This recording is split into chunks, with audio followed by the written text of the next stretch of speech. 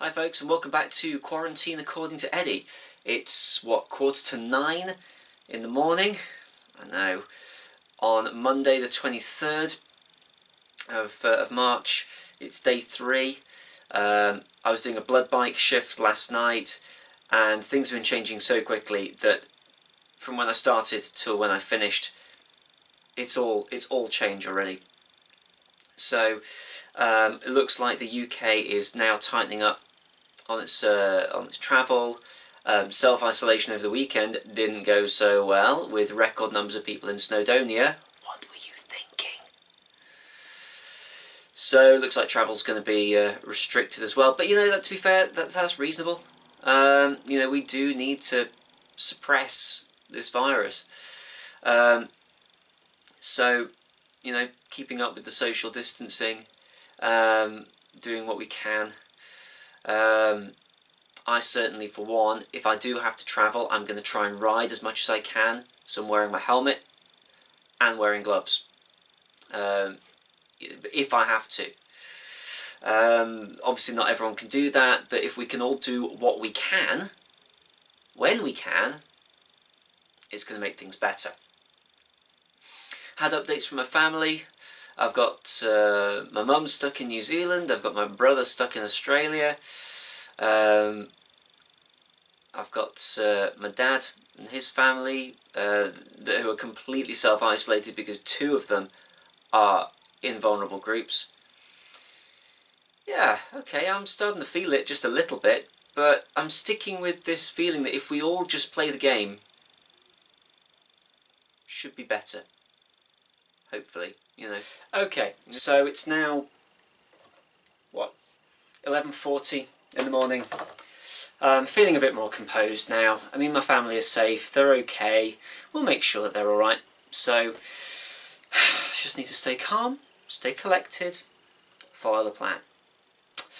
Anyway, it's a beautiful day, but I'm not able to go out riding, I'm afraid, because one of my bikes isn't working properly. Surprise, surprise.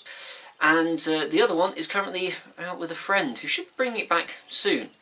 I've got the window open listening to see if I can hear them approaching, hence why I'm still in my dressing gown. It's a bit chilly. But it made me think about some philosophy and a challenge. Okay, can I imagine my motorcycle? Yeah, I can. Could I imagine it if it was invisible, so I can't perceive it with my eyes, but I can perceive it with everything else? Bit more difficult, but I can imagine the contours, I could imagine the smell, the weight. What if I couldn't perceive any of that at all? This indetectable motorcycle. How would I know it exists? Would it truly exist? Surely, for something to exist, we should be able to perceive it. To be is to be perceived. This is the idea behind a philosophy called idealism. And George Berkeley was one of the key proponents of this. The idea, and his idea was essentially, and this is a bit blunt, that stuff doesn't exist unless you perceive it. So while you're not perceiving it, it's not existing. It's strange, huh? A weird one, but we know that stuff continues to exist. If I stick my keys in the drawer, then I know that they're going to be there. How is this possible? Well, it's because someone is always perceiving all objects. Guess who that would be? And this led to quite a nice little poem, which I'm going to share with you, by Ronald Knox, about the puzzle of idealism. There was a young man who said God must find it incredibly odd to think that a tree should continue to be when there's no one about in the quad. The reply: Dear sir, your astonishment's odd.